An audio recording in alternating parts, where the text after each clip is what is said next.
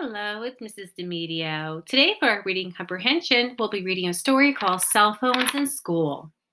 Cell phones have become very popular. According to the Pew Research Center, 95% of Americans own cell phones. 77% of those are smartphones. Many kids also have cell phones. Cell phones make it very convenient to get in touch with people in case of an emergency or to simply say hello and check on each other. A major debate has started about cell phones in schools. School districts are debating whether students should be allowed to have cell phones at school. There are many pros and cons to this debate, but the pros might be more important than the cons. The advantages include having cell phones in case of emergencies and using them as an excellent educational tool. The disadvantages include issues such as phones being a distraction and phones being misused during the school day. With the right guidelines, maybe the cons could be eliminated. Approximately 40% of the kids walk to school each day. In some areas, this number is even higher. It seems as if this would be a critical time for a child to have a cell phone if they own one. You never know when the child might need to contact their parents during this walk.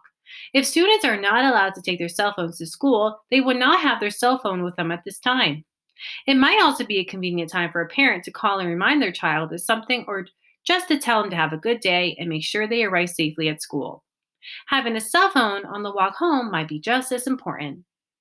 Another positive aspect of cell phones is that most of them have access to the internet. Some schools lack enough technology to enhance learning opportunities. If students were allowed to have their cell phones in school, they could use them to assist in their learning. They can conduct research for research papers. They can even download educational apps that teachers may want them to use and do their work right from their cell phone. There are also times within a school day that there may be an emergency and a student may need to call their parents. If they have a cell phone, they should be able to use it. If there's a major crisis, it would solve the problem of having every student waiting to use one phone to contact their parents. Cell phones were made to help people communicate easily. We are limiting that easy form of communication when we don't allow cell phones in school. Unfortunately, there are also cons to allowing students to take their cell phones to school. One of the most significant drawbacks is that children might misuse their phones during the school day. Sometimes students use their cell phones to cyberbully other students or send inappropriate messages. This is not the kind of activities that teachers want to deal with while trying to teach the students. Students should not have to be subjected to other students misusing their cell phones. The fact that misusing cell phones can be disruptive is not the only way phones might disrupt a learning environment. If a student gets a text message during the day, they will be tempted to check it and forget to pay attention to the teacher. They may also be distracted by notifications from sites such as YouTube, Spotify, Snapchat, and Instagram. All of these items are things that should not be happening during the day while a child is at school to learn. The question is, can these distractions be prevented?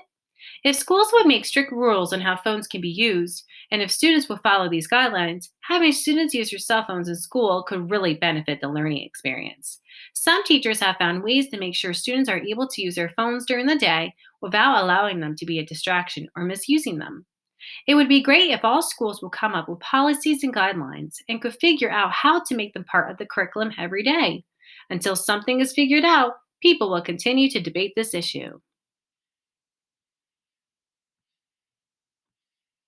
Our next passage is called Time to Ban Cell Phones. Cell phones are used by millions of people every day. They make it easy to communicate.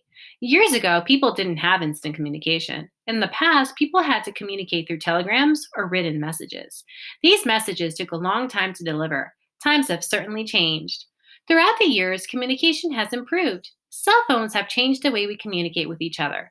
If it isn't convenient to call someone, you can simply send them a text message. This is such a significant advancement in technology, but it can also cause problems.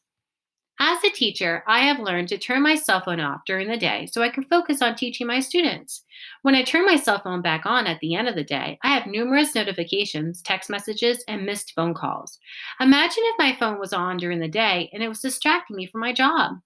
Well, this is what happens when students have their cell phones on during the day at school.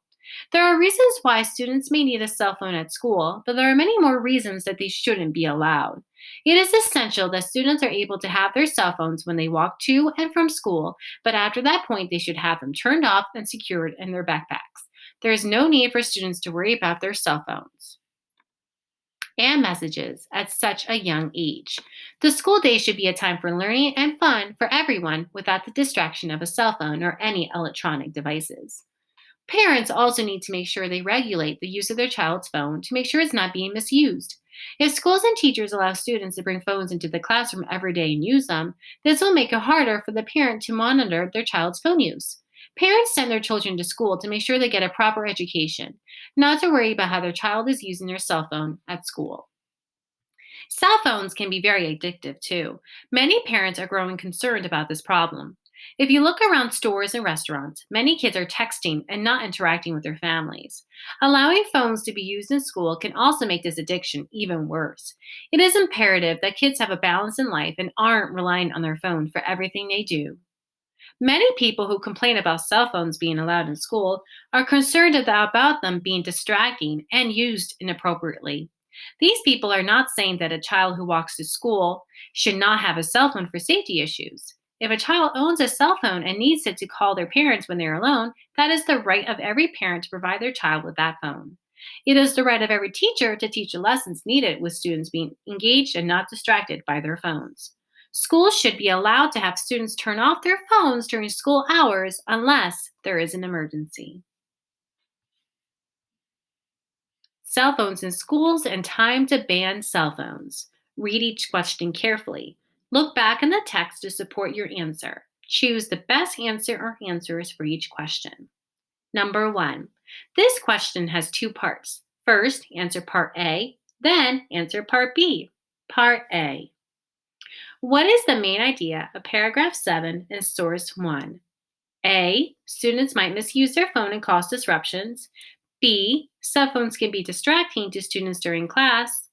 C. Schools should be allowed to have students turn off phones during class time. Or D. There are some important reasons why students should have their cell phones.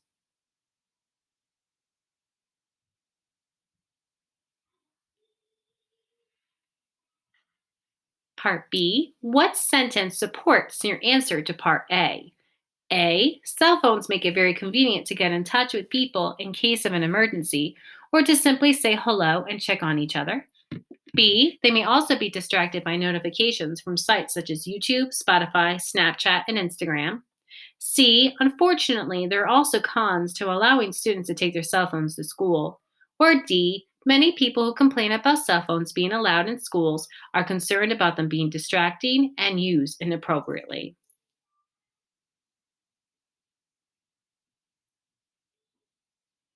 Number two, why did the author include the information about how communication has changed over the years in source 2? A. It explains that we don't need cell phones to communicate because we haven't always had them. B. It explains that the author knows cell phones are important, but also that they are not needed all the time. C. It explains how technology has changed and phones can be used for learning too. Or D. It explains why 95% of Americans own cell phones.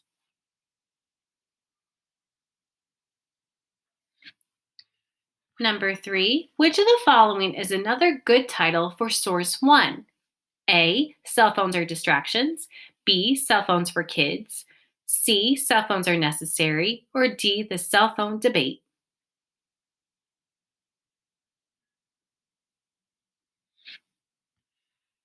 Number four, read this sentence from source two.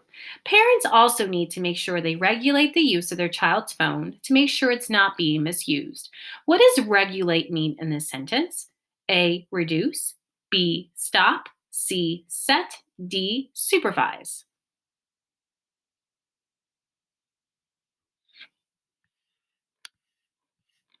Number five, which phrase describes the structure of paragraph 4 in source 1? A. Cause and effect. B. Chronological order.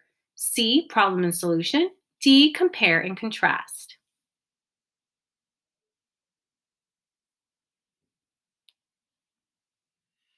And number 6, which statements would the author of source 1 agree with? Select all that apply.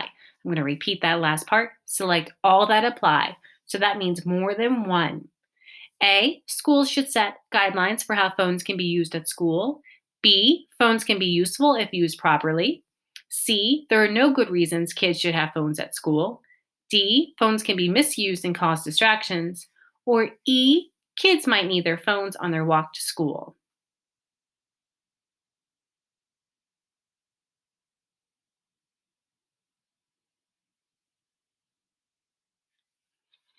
Again, it's always a good idea to go back and reread to help you with your questions. Once you're done, click Submit.